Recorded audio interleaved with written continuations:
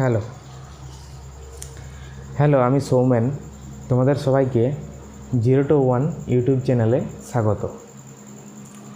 0 to 1 আমার একটা offline coaching centre, যেখানে ইন্ডিয়া বা ওয়েস্ট বেঙ্গলের যে কোনো গভর্নমেন্টের কম্পিটিটিভ পরীক্ষার প্রস্তুতি করানো হয়। তো তোমরা যারা গভর্নমেন্টের পরীক্ষার প্রিপারেশান নিচ্ছ, তারা সবাই কম বেশি জানো যে গভর্নমেন্ট পরীক্ষাতে বা কম্পিটিটিভ যেসব পরীক্ষাগুলো হয় সেখানে কী কী সাবজেক্ট আসে। তো এখানে আমি লিখে রেখেছি mathematics, reasoning, general studies, English. দেখো, তোমরা সবাই জানো যে এই চারটাই, বিশেষ করে এই চারটা সাবজেক্ট থেকেই সব পরীক্ষাতে মোটামুটি কোয়েশ্চেন আসে। তো আমি এখানে কোনো পরীক্ষার নাম লিখে রাখিনি, কারণ হলো, দেখো, পরীক্ষা যদি তুমি পরীক্ষা ওরিয়েন্টেড পড়ো তাহলে তোমার পড়াটা সীমাবদ্ধ হয়ে যায়, বা আমরাও যখন প্রিপারেশান নিই তখন পড়াটা সীমাবদ্ধ হয়ে যায়। কিন্তু পড়াটা যদি সীমাবদ্ধ করে ফেলো তাহলে তোমার চাকরির যেটা আশঙ্কাটা বা চাকরি পাওয়ার যে প্রবণতাটা সেটাও কিন্তু সীমিত হয়ে যায়। দেখো, তুমি যে সিলেবাসটা পড়ে গেছো, একটা বাউন্ডেড সিলেবাস যদি পড়ে যাও, যেমন WBP বা GD কনস্টেবলের একটা সিলেবাস যদি পড়ে যাও, তাহলে তুমি যদি বাউন্ডেড সিলেবাস পড়ে যাও তাহলে সেইখান থেকে যদি কোয়েশ্চেন দেয় তাহলেই পারবে, তাছাড়া কিন্তু পারবে না। তাই আমরা কি করি, কোনো পরীক্ষার নাম লেখার নেই, ঠিক আছে? তুমি সাবজেক্টগুলো ফোকাস করো, এই সাবজেক্টগুলো আমাকে কভার করতে হবে, ঠিক আছে? এই সাবজেক্টগুলো ভালো করে ফুল 100% কভার করো। 100% কভার করলে তোমার যে কোনো পরীক্ষায় তুমি দাও, তুমি ধরো একটা পরীক্ষা দিলে সেটাতে হলো না, তাহলে কিন্তু তোমার নেক্সট পরীক্ষার জন্য আবার ওই পরীক্ষাটা ওরিয়েন্টেড তোমাকে পড়াশোনা করতে হবে, তুমি যদি সেরকমভাবে প্রিপারেশান নাও। তো আমি বলি যে যাতে তুমি প্রত্যেকটা পরীক্ষার জন্যই প্রত্যেকটা পরীক্ষার পাওয়ার দাবিদার হবে তবেই যদি তুমি এই চারটা জিনিস ফলো করো। মানে তোমার math, reasoning, general studies, English, এই চারটা জিনিস তোমার স্ট্রং হয়ে গেছে, মানে তুমি যে কোনো পরীক্ষার জন্য এলিজিবল। কিন্তু তুমি যদি একটা পরীক্ষার জন্য পার্টিকুলারলি পড়ো, সেটা আমার মনে হয় একটা বোকামির কাজ, ঠিক আছে? তাহলে আমরা দেখব আজকে, আর এখানে বলে দিচ্ছি জেনারেল স্টাডিজ মানে প্রত্যেকটা সাবজেক্টকে একসাথে ধরানো আছে, ঠিক আছে? যেমন ইতিহাস, ভূগোল, জীবনবিজ্ঞান, ভৌতবিজ্ঞান, যা কিছু আছে, পলিটি, এগুলো সব, বা কারেন্ট অ্যাফেয়ার্স, সব একসাথে জেনারেল স্টাডিজ বলছি। আর ম্যাথ, রিজনিং, ইংলিশ, এগুলো তোমাদের সিলেবাসে আছে। এরপর তোমাদের সিলেবাস মানে, সবাইকে বলে দিচ্ছি যে সিলেবাস মানে ম্যাথ, রিজনিং, জেনারেল স্টাডিজ এবং ইংরেজি। সিলেবাস মানে পার্সেন্টেজ, সুদ কষা, এইসবগুলো সিলেবাস না, ঠিক আছে? ওইটা সিলেবাসে নেই, এইটা সিলেবাস আছে, এইগুলো সিলেবাস না। ম্যাথ হচ্ছে তোমাদের সিলেবাস, ঠিক আছে? এরকমভাবে পড়াশোনাটা করো। তো আমি এখানে এই চ্যানেলে তোমাদের ম্যাথ পড়াবো, ঠিক আছে? Math, reasoning, general studies, English, এগুলো করাবো, কোনো পার্টিকুলার পরীক্ষার জন্য করব না, ঠিক আছে? তো ম্যাক্সিমাম ক্যান্ডিডেট যারা পরীক্ষা দিতে যায় তাদের 80% ক্যান্ডিডেটের ভয় থাকে ম্যাথ, ঠিক আছে? সবাই ভাবে ম্যাথ কিছু হোক করে 10, 20টা, 25টা যদি কোয়েশ্চেন থাকে, মোটামুটি 10টা 12টা করে দেবো, জেনারেল স্টাডিজ বা কারেন্ট অ্যাফেয়ার্স থেকে অনেক করে দেবো। কিন্তু এইটা বাস্তবে হয় না, ঠিক আছে? যারা ম্যাথ 25টার মধ্যে 22টা 23টা করে আসে তারাই কিন্তু চাকরি নিয়ে চলে যায়। তুমি কারেন্ট অ্যাফেয়ার্স পড়ে গেছো, সেই কারেন্ট অ্যাফেয়ার্সগুলো এলো না, কিন্তু তুমি পাস করতে পারবে না। কিন্তু তুমি যদি পার্সেন্টেজ ঠিকঠাক করে যাও, কার্যক্ষমতা, ওয়ার্ক পাওয়ার, এগুলো করে যাও, তাহলে তোমার ম্যাথ, রিজনিং, এগুলো 25, 50 নম্বর তোমার হাতেই থেকে যাবে। কিন্তু কারেন্ট অ্যাফেয়ার্স বা জেনারেল স্টাডিজ থেকে কোথা থেকে আসবে, এটা গুরুত্ব 100% আছে, কিন্তু তুমি যদি ফোকাসটা সব এইটাতে দিয়ে দাও তাহলে কিন্তু পরীক্ষা পাওয়ার প্রবণতাটা যথারীতি কমতে থাকবে, ঠিক আছে? স্ট্র্যাটেজি ঠিক করো যে ম্যাথ, রিজনিং 25, 25, 50, 50-এর মধ্যে আমার নাম্বার থাকবে 45 থেকে 50-এর মধ্যে, এরকমভাবে একটা স্ট্র্যাটেজি বানাবে। তো দেখো, প্রথমে তোমাদের আমি এখানে ম্যাথ থেকে শুরু করব, ঠিক আছে? ম্যাথ, আচ্ছা, তাহলে এগুলো এখন মুছে দিই। ম্যাথ, ম্যাক্সিমাম ছেলেরই ভয় লাগে ম্যাথে, ঠিক আছে? তো তোমাদেরকে আমি বাংলাতে বোঝাবো, এবং সবচেয়ে সহজতম, ঠিক আছে? কারণ তোমরা জানোই যে বাঙালি হচ্ছে মানে অলসতার র্যাঙ্ক 1 থেকে 10-এর মধ্যে আসে, ঠিক আছে? তো সেরকমভাবে অঙ্কগুলো আমরা করব, যে কত ছোট বা কীভাবে শুধু জিনিসটা কনসেপ্টটা বুঝে আমি অঙ্কটা করে দিতে পারবো। বেকার অত বড় বড় ক্যালকুলেশনে যাব না, ঠিক আছে। উইদাউট ক্যালকুলেশনে কীভাবে ছোট করে করা যাবে সেগুলো আমরা শিখব। কিন্তু আমি আগেই বলে দিচ্ছি, কোনো ট্রিকবাজি করবো না, ঠিক আছে। তোমরা অনেক কিছু বইয়ে দেখবে এই ট্রিক 1 ট্রিক 2, কোনো ট্রিকবাজি নয়, জাস্ট এরকম করে হয়, তোমাদেরকে বলেও যাবো কেন হচ্ছে কেন না হচ্ছে, ঠিক আছে। কোনো ট্রিকবাজি না। ওকে, তাহলে ম্যাথ, আমরা প্রথম ম্যাথ থেকে শুরু করব। তো বেশি আর কথা না বলে, যে ম্যাথ দেখো তোমাদের অঙ্ক করার আগে, ঠিক আছে, একদম জিরো লেভেল থেকে শুরু করছি। দেখো তোমরা যেগুলো দেখো সেগুলো এইসব জিনিসগুলো দেখতে পাও, ঠিক আছে। এরকম কিছু জিনিস দেখতে পাও। আর কি দেখতে পাও? এক্স, ওয়াই, জেড, ঠিক আছে। আর কিছু দেখতে পাও আলফা, বিটা, গামা, এগুলো এরকম কিছু জিনিস দেখতে পাও। এগুলো কিছু দেখতে পাও। আবার আরও অনেক কিছু জিনিস আছে, যেমন কিছু সাইন দেখতে পাও, এগুলো এরকম সিম্বল দেখতে পাও, তাই না, এরকম সিম্বল। তো এগুলো অ্যাকচুয়ালি কী কাজ করে, কী ফাংশন এদের, সেগুলো আমরা দেখব আজকে। ঠিক আছে। তাহলে প্রথম আমরা দেখব যে এগুলো একটা সিম্বল, এগুলোর কাজ কি পরে দেখব। এগুলো একটা রাশি, ঠিক আছে। তো তোমরা সবাই এই চিহ্নটা সম্পর্কে খুব চেনা তোমাদের, কারণ কি তোমরা দেখবে যে প্রতিটা বইয়ে প্রতিটা অঙ্ক দেখবে এই জিনিসটা দিয়ে করা থাকে। প্রত্যেকটা অঙ্ক, প্রত্যেকটা না, ম্যাক্সিমাম অঙ্কই এই এক্স জীবনটাকে একদম ছারখার করে দেয়, ঠিক আছে। তার জন্য আমি প্রথমে এক্সকে বাদ দিয়ে দেবো, কারণ এক্সের ভূমিকা নেই কিছু। এক্স দিয়ে কোনো অঙ্ক করব না আমরা, ঠিক আছে। তাহলে কি করব? তাহলে আমরা উইদাউট এক্সে কীভাবে সলভ করা যায় তার জন্যই বলবো। তাহলে কি এক্সটা আমাদের কী হয়ে গেছে এখন? এক্স ইজ এক্স এখন নেই আর জীবনে। এক্স অনেক দিন আগেই ব্রেকআপ হয়ে গেছে এক্সের সাথে, ঠিক আছে। ও তাই এখন এক্স। তাহলে এক্সের কোনো এখানে ভূমিকা নেই, এক্স ছাড়া আমরা কাজ করব, ঠিক আছে। ওকে, তোমাদের তাহলে একটু মনে জোর দিয়ে দিলাম যে আমরা কোনো এক্স টেক্স দিয়ে করবো না, জাস্ট অঙ্কটা দেখবো আর বুঝবো আর করবো, ঠিক আছে। তিনটা জিনিস দেখবো, বুঝবো, করবো, ঠিক আছে। ভালো করে দেখো, তাহলে অঙ্কগুলো করার প্রসেস হচ্ছে তিনটা জিনিসের উপর অঙ্কগুলো চলে। প্রত্যেকটা অঙ্ক তিনটা জিনিসের উপর বেস করে থাকে: দেখা, বোঝা আর ক্যালকুলেশন, মানে সমাধান, ঠিক আছে। দেখো এই তিনটে জিনিসের উপর অঙ্কগুলো পুরোটাই থাকে। দেখো দেখার উপর তোমার 40% নির্ভর করে, একটা অঙ্কর 40% নির্ভর করে তোমার দেখার উপর। তুমি দেখতে কেমন পাচ্ছ, তুমি যদি ঠিকঠাক দেখেছো অঙ্কটাকে, তাহলে তোমার অঙ্কটার 40% সলভ হয়ে গেছে। যদি বুঝে গেছো তাহলে 30% হয়ে গেছে। আর ঠিকঠাকভাবে যদি ক্যালকুলেশন করতে পারো তাহলে বাকি 30% হয়ে গেছে। টোটাল 100% একটা অঙ্কর এই নিয়ম, ঠিক আছে। তাহলে এখানে সমাধান করছি, ক্যালকুলেশন পার্টটা 30% আছে, বুঝতে পেরেছো? ক্যালকুলেশন পার্ট 30%, ঠিক আছে।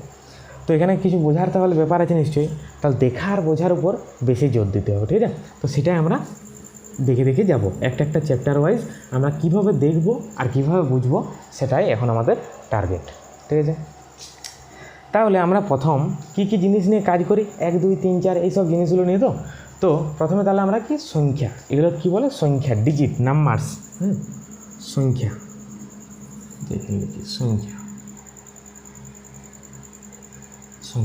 ডিজিট বা নাম্বার,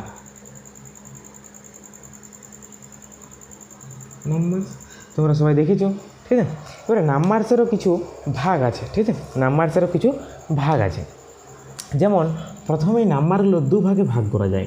এক হচ্ছে রিয়েল নাম্বার, আর একটা হচ্ছে ইমাজিনারি নাম্বার। ইমাজিনারি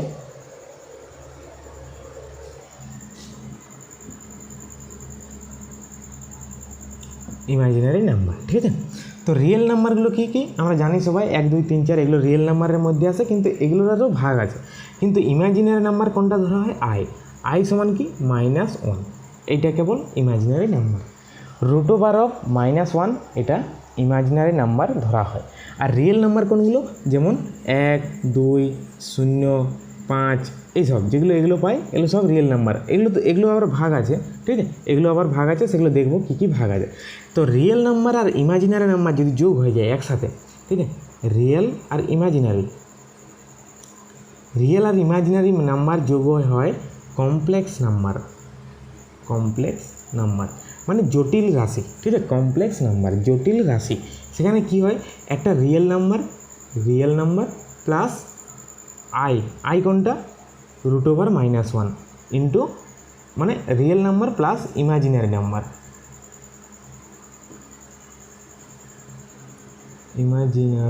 ঠিক আছে, ইমাজিনারি নাম্বার।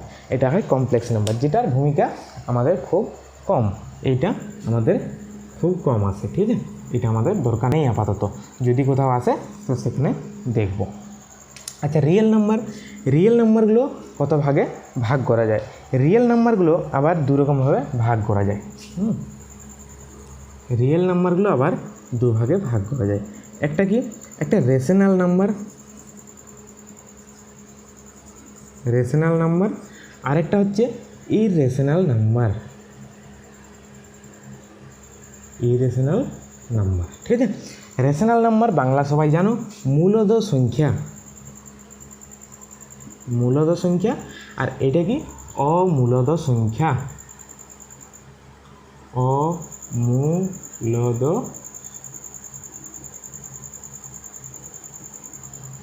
অমূলদ সংখ্যা, আর এটা মূলদ সংখ্যা, ঠিক আছে, রেশনাল। এবারে ইররেশনাল নাম্বার কোনগুলো? যেগুলোর মাথায় রুট থাকে, √3। দেখো √4 এইটা কিন্তু ইররেশনাল না, কারণ কি √4 সমান হচ্ছে 2, ঠিক আছে, দুইটাকে বোঝানো যায় √4 দিয়ে, তাই √4টা একটা পারফেক্ট স্কোয়ার নাম্বার, যেটা পরে তুমি দেখতে পাবে, ঠিক আছে। যেগুলোর রুট করা যায় না, মানে যেগুলোর বর্গমূল করা যায় না, সেগুলোই ইররেশনাল নাম্বার। দেখো রেশনাল নাম্বার মূলদ সংখ্যা আবার কিছু ভাগে ভাগ করা যায়। মূলদ সংখ্যা মানে এগুলো দেখো সংখ্যা, রিয়েল নাম্বার 1 2 3 4 এগুলোরই ফর্ম চলছে, ঠিক আছে। তো রেশনাল নাম্বারকে আবার দুভাগে ভাগ করা যায়, ঠিক আছে, রেশনাল নাম্বারকে দুভাগে ভাগ করা যায়। একটা হচ্ছে ইন্টিজার্স, রেশনাল নাম্বারকে দুভাগে ভাগ করা যায়, সেটা একটা হচ্ছে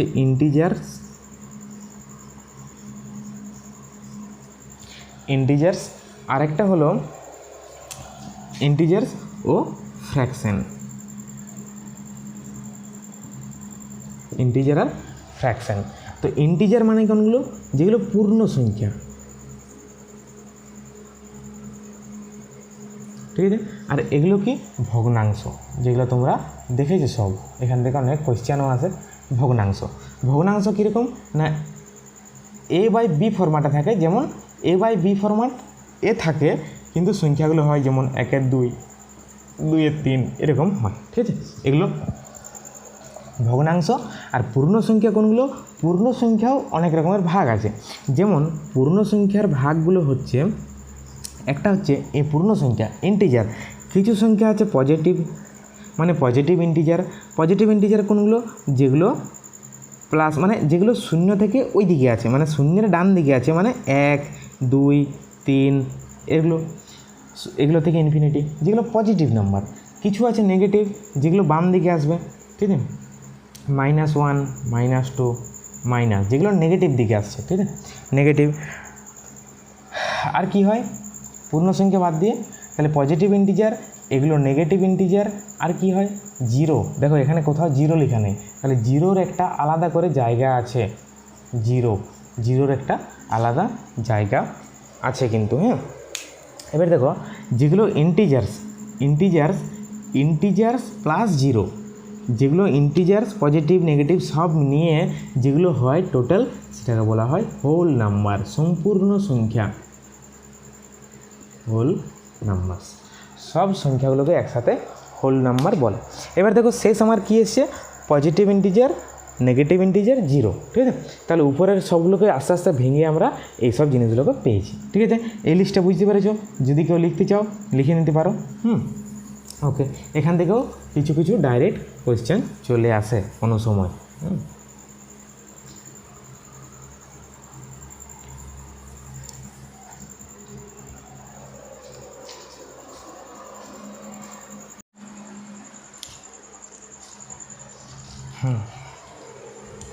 দেখো তাহলে তাহলে আমরা শেষ হ্যালো দেখো তাহলে আমরা অঙ্কে মানে যেগুলো দেখছিলাম সেখানে শেষ আমরা পেয়েছি ইন্টিজারেরও কিছু ভাগ ছিল, যেমন পজিটিভ নেগেটিভ, ঠিক আছে, পজিটিভ ইন্টিজার, নেগেটিভ ইন্টিজার, আর একটা পার্ট ছিল সেটা হচ্ছে জিরো। এগুলো আমরা দেখেছি, আর সবগুলো মিলে হোল নাম্বার হয়। এরপর দেখো যে ইন্টিজার্স নাম্বারগুলো এলো, ঠিক আছে, ইন্টিজার্স নাম্বারগুলো এলো মানে পূর্ণ সংখ্যাগুলো এলো। এই পূর্ণ সংখ্যাগুলোর মধ্যেও ভাগ আছে, যেমন 1, 2, 2, 3, 4, ঠিক আছে, এগুলোর মধ্যেও কিছু আবার ভাগ আছে। যেমন প্রথমে এক নম্বর কেস দেখো, প্রাইম নাম্বার, ঠিক আছে। তো প্রাইম নাম্বার মানে কি, বাংলাতে সবাই জানো মৌলিক সংখ্যা।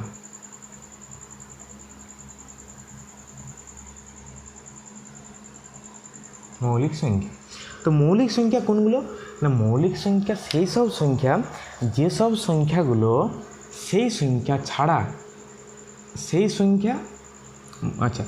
মৌলিক সংখ্যা সেই সংখ্যাগুলো যে সংখ্যাগুলো এক ও সেই সংখ্যা ছাড়া আর কোনো সংখ্যা দিয়ে ভাগ করা যায় না, ঠিক আছে। মানে কি তাহলে, মানে হলো যেমন একটা সংখ্যা 5কে কী দ্বারা ভাগ করা যায়, 5কে 1 দ্বারা যায়, 2 দ্বারা যায় না, 3 দ্বারা যায় না, 4 দ্বারা যায় না, 5 দ্বারা যায়। তাহলে কী দ্বারা যায়, 5কে 1 আর 5 দ্বারা। সেরকম যদি 6টা দেখো, 6টা কী দ্বারা ভাগ করা যায়, 6 1 দ্বারা ভাগ করা যায়, 2 দ্বারা যায়, 3 দ্বারা যায়, আবার 6 দ্বারাও যায়। তাহলে কটা দেখো এখানে 6টা 1, 2, 3 এবং 6 এই 4টা দিয়ে যায়, কিন্তু আমি বলেছি না, যে সংখ্যাগুলো 1 এবং সেই সংখ্যা দ্বারাই ভাগ করা যায় সেগুলোই কেবল মৌলিক সংখ্যার মধ্যে আসে। তাহলে কি প্রাইম নাম্বারে যদি কেউ লিখতে চাও লিখবে যেসব সংখ্যাগুলি 1 এবং সেই সংখ্যা ছাড়া অন্য কোনো সংখ্যা দ্বারা ভাগ করা যায় না সেগুলোই হচ্ছে প্রাইম নাম্বার। তাহলে যদি প্রাইম নাম্বারের উল্টোটা কী হবে, মানে যেখানে যে সব সংখ্যা, এই যেমন 6টা কি, 6গুলো হচ্ছে কম্পোজিট নাম্বার, 6গুলো হচ্ছে কম্পোজিট নাম্বার, মানে কি যৌগিক সংখ্যা।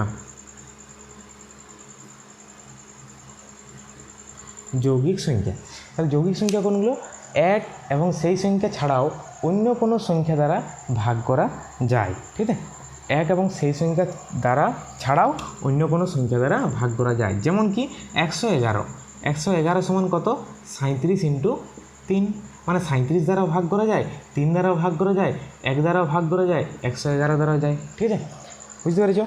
দেখো এই 111-এর উদাহরণটা বলেই রাখলাম আগে, কারণ 111 সমান হচ্ছে 37 × 3, দুটো প্রাইম নাম্বারের গুণ হয় 111, ঠিক আছে। এটা একটা স্পেশাল নাম্বার, মনে রেখে দেবে, ঠিক আছে, 111টা স্পেশাল নাম্বার, অনেক জায়গায় আমরা এটার কাজে লাগাবো। তো 100কে যদি ভাঙা হয় তাহলে 37 × 3 হয়, এটা কিন্তু পরে আমাদের কাজে লাগবে, এখন একটু দেখে রেখে দাও। তাহলে কী দেখলাম, প্রাইম নাম্বার আর কম্পোজিট নাম্বার কিসের মধ্যে আছে, এগুলো ইন্টিজার্সের মধ্যে আছে, ঠিক আছে। এরপরে দেখো কিছু নাম্বার আছে, পারফেক্ট স্কোয়ার আছে, পারফেক্ট কিউব আছে, এরকম নাম্বার হয়, ঠিক আছে, পারফেক্ট স্কোয়ার কিউব, ঠিক আছে, এরকম হয়, মানে x², যেমন x², ঠিক আছে, যে কোনো একটা সংখ্যা, যেমন 2 স্কোয়ার 4, তাহলে 4টা কি একটা পারফেক্ট স্কোয়ার নাম্বার, কারণ কার স্কোয়ার, 2 স্কোয়ার, যেমন 3 স্কোয়ার সমান কত, 9, তাহলে 9টা কি একটা পারফেক্ট স্কোয়ার। তাহলে 4, 9, 16, ঠিক আছে, 25, এগুলো একটা পারফেক্ট স্কোয়ার নাম্বার। এরপর দেখো পারফেক্ট কিউবও আছে, 3 কিউব 27, 27 একটা পারফেক্ট কিউব নাম্বার। তাহলে পারফেক্ট স্কোয়ার কিউব ইন্টিজার্সের মধ্যেই আছে এগুলো। এরপরে দেখো কিছু সংখ্যা আছে জোড়, মানে ইভেন সংখ্যা, ঠিক আছে, ইভেন জোড় বা জোড়া সংখ্যা, ঠিক আছে। জোড়া সংখ্যা কোনগুলো, যে সংখ্যাগুলো 2 দ্বারা ভাগ করা যায়, দুই দ্বারা ভাগ করা যায় সেগুলোই জোড় সংখ্যা, যেমন 2, 4, 6, মানে 2-এর যেগুলো মাল্টিপল সবগুলোই, ঠিক আছে, জোড় সংখ্যা। বিজোড় কোনগুলো? বিজোড় যেগুলো 2 দ্বারা ভাগ করা যায় না, ঠিক আছে, সেগুলোই। তাহলে কোনো জোড় সংখ্যা কী হবে? যে কোনো সংখ্যা, যেমন 2-এর সাথে যে কোনো সংখ্যা গুণ করে দাও, সেটা জোড় হয়ে যাবে। যদি একটা বিজোড় দাও 3 একটা বিজোড় সংখ্যা, 3কে 2 দিয়ে গুণ করে দাও, সেটা কী হয়ে যাবে? 6। যে কোনো একটা বিজোড় সংখ্যাকে জোড় সংখ্যা দিয়ে, মানে 2 দিয়ে গুণ করে দাও, সেটা জোড় হয়ে যাবে। তাহলে এটি জোড়। তারপরে জোড়ের পরের সংখ্যাটা বিজোড় হয়, তাহলে এটি বিজোড়। তাহলে বিজোড় সংখ্যা একটা জেনারেল ফর্ম কী হলো? 2x + 1, যেখানে x যে কোনো একটা নাম্বার হতে পারে। x যে কোনো একটা নাম্বার, তুমি যে কোনো নাম্বার নাও এক্সের জায়গাতে, যে কোনো, ঠিক আছে, যে কোনো নাও, বসাও। দেখো যদি 5 নাও, 5 দুগুণে 10, না হ্যাঁ দেখো এখানে যদি 5 বসাও, 5 দুগুণে 10 + 1 11, যেটা কি বিজোড়, মানে অড, ঠিক আছে, অড নাম্বার। তাহলে অড নাম্বার মানে বিজোড় কী করে হয়? জেনারেল ফর্ম হচ্ছে 2x + 1, এক্সের মান যাই বসাও 2 দিয়ে গুণ করার ফলে এই পুরোটা জোড় হয়ে যাবে। জোড়ের পরের সংখ্যাটা বিজোড় হয়, যার মান 1 যোগ করে আসবে, ঠিক আছে। তাহলে জোড় + 1 সমান বিজোড়, জোড়ের পরের সংখ্যাটাই বিজোড় হয়, ঠিক আছে। ওকে, এটা হলো জোড় আর বিজোড়ের ব্যাপার, ঠিক আছে। ইন্টিজার্স এখানে নাম্বারগুলো দেখেছো, ঠিক আছে। এরপর যেটা আমাদের দরকার হয় সেটা দেখো, তোমরা সবাই দেখেছো যখন ধান কাটতে যায়, ঠিক আছে, ধান কাটতে যায় কি নিয়ে যায়? সব ধান কাটতে যায় তখন কি নিয়ে? কাস্তে নিয়ে যায়, ঠিক আছে। এখন বড় বড় মেশিন চলে এসছে, ট্রাক্টরের পিছনে একটা মেশিন লাগানো থাকে যেটাতে ধানগুলো কেটে দেয়। বা তুমি দেখেছো যদি কোনো দিন বাইক সারে কেউ, তো যদি তোমার বাড়িতে বাইকটা খারাপ হয়, তুমি মিস্ত্রি ডাকো, কী থাকে? কারখানে একটা বাক্স থাকে সেখানে, বা বাক্স বা একটা ব্যাগ থাকে যেখানে সব রকমের জিনিসপত্র বার করে আর তোমার বাইকটা সারিয়ে দেয়। তো সেগুলোকে কী বলে? অ্যাকচুয়ালি সেগুলোকে বলে টুলস। তো ম্যাথামেটিক্সও কিছু টুলস আছে, ঠিক আছে, যেগুলো তুমি পকেট থেকে বের করবে, মানে এখানে পকেট মানে হচ্ছে ব্রেন, ঠিক আছে, যেখানে পরীক্ষার হলে তুমি এই পকেট থেকে বের করবে আর উত্তরগুলো করবে, ঠিক আছে।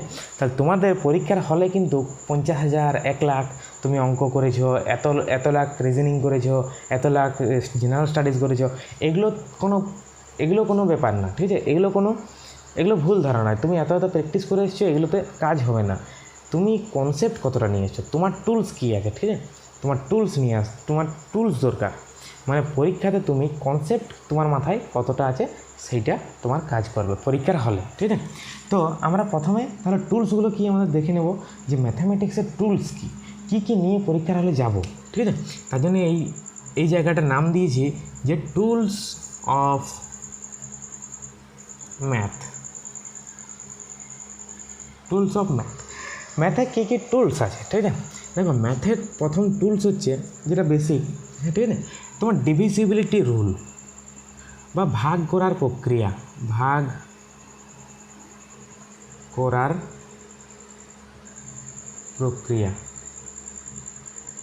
ঠিক আছে, ভাগ করার প্রক্রিয়া, যেটা ইংরেজিতে তোমরা সবাই পড়েছো, যে আশা করি কম বেশি পড়েছো, যে ডিভিজিবিলিটি রুল।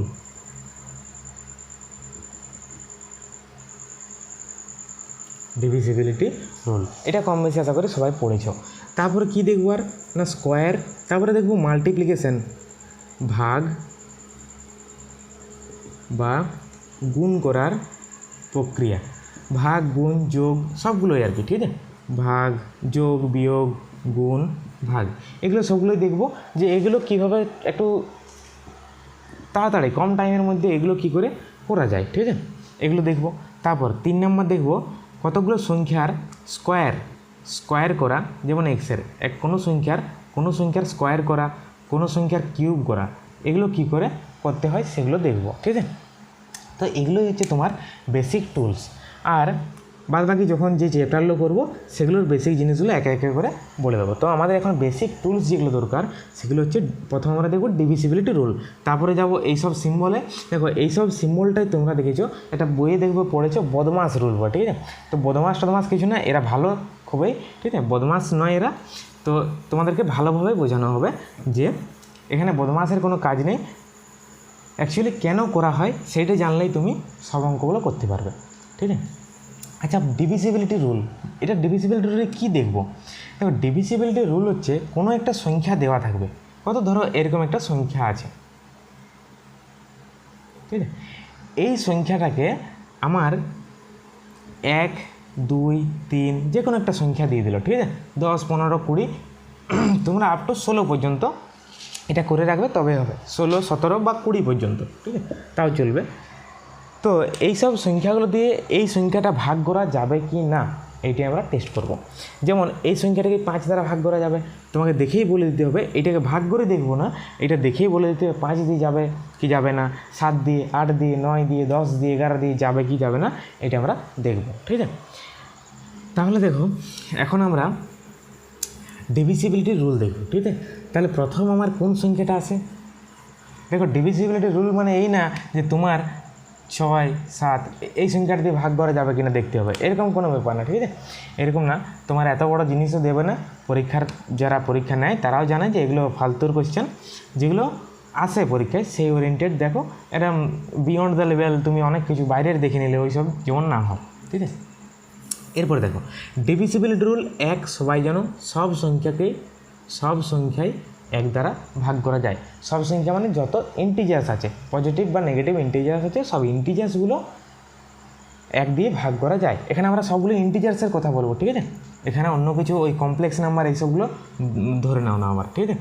তো 2 দিয়ে ভাগ করার নিয়ম, 2 দিয়ে ভাগ করার নিয়ম, তো দেখো এখানে 2, 4, 8 আর 16 এই 4টার একটাই নিয়ম, ঠিক আছে? এই 4টার একটাই নিয়ম ভাগ করা। কোনো একটা সংখ্যা দিয়ে দিলে তোমার 4, 8, 16 এই সব সংখ্যাগুলো দিয়ে ভাগ করা যাবে কি না কীভাবে দেখব সেটা আমরা এই লাইনে দেখব, ঠিক আছে? এরপর কত আসছে? এখানে নেই 3 আছে। আচ্ছা, 3-এর সাথে সাথে দেখব 9, 3 আর 9 একই ব্যাপার। আচ্ছা, এখানে 3 আর 9-এর থেকে 9টাকে মুছে দিলাম, কারণ 9টা একটা স্পেশাল কেস, ঠিক আছে? 9-এর অনেক কিছু ফাংশন হয়, 9-এর অনেক কিছু ঝামেলা আছে, ঠিক আছে? বা অনেক কিছু ওখান থেকে অনেক কিছু জিনিস জানার আছে 9টাতে, তাহলে 9টা আমরা পরে দেখব। 3, 4 আছে, 5 দেখব, 5, তারপরে 6 দেখব, 6, 7, 8 তো আছে ওইখানে, 8, 9টা দেখব স্পেশাল, আর 10, 11, 12 এগুলো সব পরপর যা আছে 12, 13, ঠিক আছে? এগুলো দেখে দেখে যাবো, ঠিক আছে? তাহলে এখন আমাদের কাজ হচ্ছে যে 2, 4 আর 8। ধরো তোমার এখানে একটা সংখ্যা দিয়েছে 2, 7, 9, 6, 0, 4 একটা সংখ্যা দিয়েছে, বা এটা 2 করো, ঠিক আছে? একটা সংখ্যা দিয়েছে, প্রথমে বলে দিল যে 2 দিয়ে ভাগ করা যাবে কি না, 2 দ্বারা ভাগ করা যাবে কি না। আচ্ছা, 2 দ্বারা এই সংখ্যাটা টোটাল 2 দ্বারা ভাগ করা যাবে কি না দেখব। যদি দেখি যে সংখ্যাটির শেষ সংখ্যা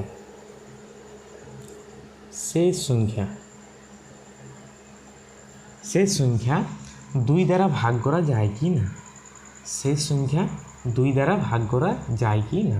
যদি যায় তাহলে পুরো সংখ্যাটাই 2 দ্বারা ভাগ করা যাবে, ঠিক আছে? তাহলে কি শেষ সংখ্যাটি, এখানে শেষ সংখ্যা কত? 4, 4টাকে 2 দিয়ে ভাগ করা যায়, হ্যাঁ যায়, তাহলে পুরো সংখ্যাটাই 2 দ্বারা ভাগ করা যাবে, ঠিক আছে? এইটাই 2-এর নিয়ম। যদি শেষ সংখ্যাটি 2 দ্বারা ভাগ করা যায় তাহলে পুরো সংখ্যাটি 2 দ্বারা ভাগ করা যাবে। এরপর কি 4, ঠিক আছে? 4 দ্বারা ভাগ করার নিয়ম, দেখো 4 দ্বারা ভাগ করার নিয়ম, 2 দ্বারা কী ছিল? শেষ সংখ্যাটা। এরপর কি শেষ দুটি সংখ্যা,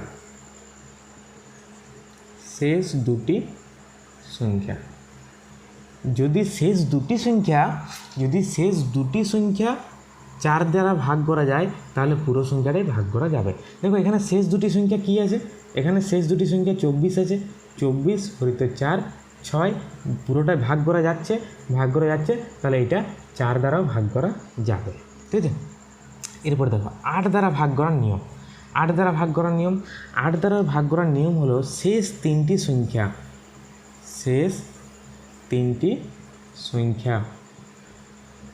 যদি 8 দ্বারা ভাগ করা যায় তাহলে পুরো সংখ্যাটাই 8 দ্বারা ভাগ করা যাবে, ঠিক আছে? তো দেখি একটু মুছে দিই। আমরা যেটা দেখছি সেটা হচ্ছে 8 দ্বারা ভাগ করার নিয়ম, ঠিক আছে? 2টা বুঝেছো শেষ সংখ্যাটি, 4টা বুঝেছো শেষ দুটি সংখ্যাটি, আর 8 হচ্ছে শেষ তিনটি সংখ্যা। তো এখানে শেষ তিনটি সংখ্যা কত? 6, 2, 4, 6, 2, 4। এই শেষ তিনটা সংখ্যা যদি 8 দ্বারা ভাগ করা যায় তাহলে পুরো সংখ্যাটাই ভাগ করা যাবে। এদিকে যদি আরও অনেক সংখ্যা থাকে তাও কোনো সমস্যা নেই। তো 8 দ্বারা ভাগ করা যাবে কি না তিনটি সংখ্যা লাস্টের, দেখো তুমি একবার ভাগ করে দেখো যাবে কি না। না 8 6 2 4 ডিভাইড বাই 8, 8 7 56, 4 2 6 64, 8 8 64, ঠিক আছে। দেখো তুমি এরকম করে করতেই পারবে না বা এরকম করে করতে যাবে না, কারণ কি এগুলো সব ছোটোবেলায় শেষ হয়ে গেছে। এরপর দেখো এইটার মানে আমরা লিখতে পারি, এইটার মানে লিখতে পারি 600 প্লাস 24 ডিভাইড বাই 8 লিখতে পারি। তো এইটাকে আবার লিখতে পারি 600 divide by 8 plus 24 divide by 8 সমান, এটা দেখো 600 মানে কি, 600 মানে হচ্ছে 200 গুণিত 3, কারণ কি এই দেখো এই সংখ্যাটা ইভেন আছে, ইভেন এইটা 600 200-র মাল্টিপল যাই হবে সবগুলো ইভেন হবে, আর যেগুলো 200 দ্বারা ভাগ করা যাবে। আবার দেখো 8টাই কেবল 200 দিয়ে ভাগ করা যায়।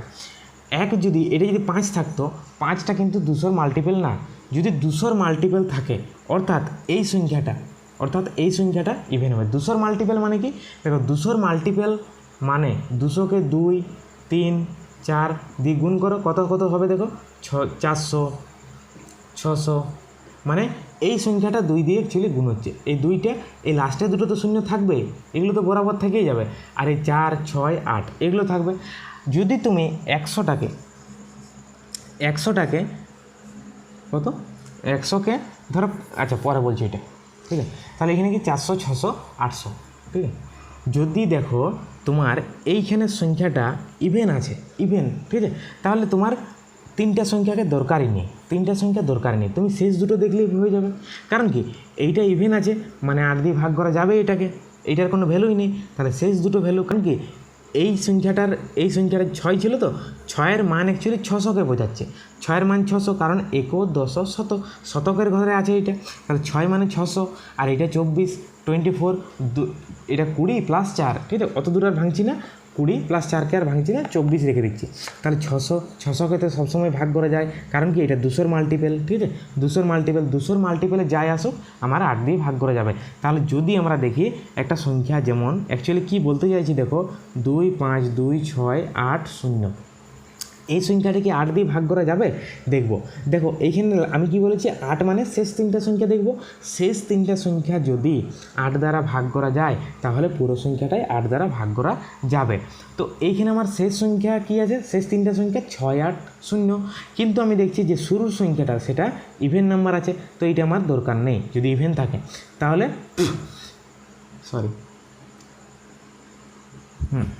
যদি এইটা আমার ইভেন থাকে, তাহলে এটা আমার করার কোনো প্রয়োজন নেই, শুধু এই দুটো দেখব যে 8 দিয়ে ভাগ করা যাচ্ছে না, 8 দিয়ে ভাগ করা যাচ্ছে তাহলে পুরো যে সংখ্যাটা ছিল সেটাই 8 দিয়ে ভাগ করা যাবে। বুঝতে পেরেছ কি বলতে চাইছি? যদি শেষ তিনটি সংখ্যার শতকের ঘরের সংখ্যাটি ইভেন নাম্বার হয় তাহলে আমার শেষ দুটি সংখ্যায় ভাগ করে দেখে নিলেই হবে যে সংখ্যাটি 8 দিয়ে ভাগ করা যাচ্ছে কি না। বুঝছো যেটা বলছি? যদি একটা সংখ্যা থাকে 5 7 8 9 8 0 2, এই সংখ্যাটা কি 8 দিয়ে ভাগ, ধরো এখানে 8 আছে, ঠিক আছে, 8 আছে, এই সংখ্যাটা কি 8 দিয়ে ভাগ করা যাবে পুরোটাই? দেখবো শেষ তিনটা সংখ্যার নিচে দাগ দিলাম, এখানে দেখলাম 8 আছে, কোনো দরকার নেই, শেষ দুটো সংখ্যা 8, তাহলে 8 দিয়ে ভাগ করা যায় মানে পুরোটাই যায়। বুঝতে পেরেছো? শেষ তিনটা সংখ্যা যদি এখানে দেখি 8 আছে তাহলে করার দরকার নেই, শেষ দুটি সংখ্যাকে ভাগ করে দেখে নিলেই হবে যে যাচ্ছে কি না।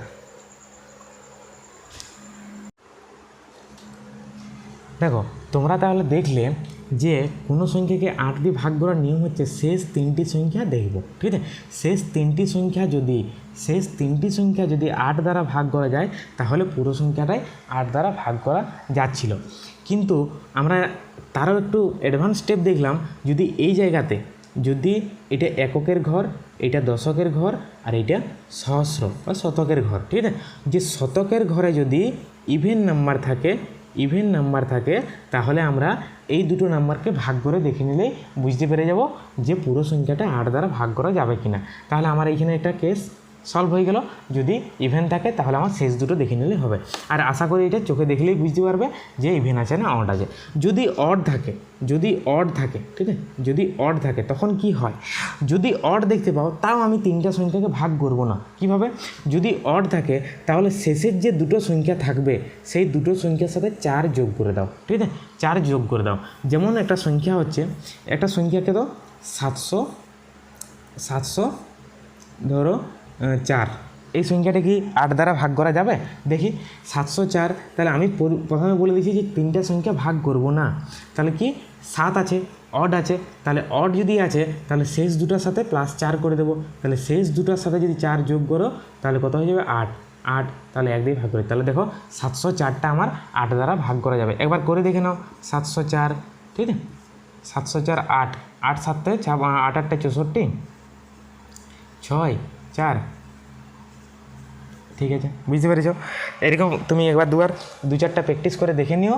এরকম 704 বা 1304 বা 1704 এরকম কিছু সংখ্যাকে দেখে নিও। ঠিক আছে, এরকম কিছু সংখ্যা দেখে নিও, তারপর শেষ সংখ্যা হলো। এরপর কত? 8-এর সাথে বলেছিলাম 16। ঠিক আছে, 16 দিয়ে ভাগ করার নিয়ম হচ্ছে, 16 দিয়ে ভাগ করার নিয়ম হচ্ছে যদি সংখ্যাটার শেষ 4টা সংখ্যা মানে কত? হাজারের ঘর পর্যন্ত। এটা এককের ঘর, এটা কত? দশকের ঘর, এটা কত? সহস্রর ঘর, এটা হাজারের ঘর।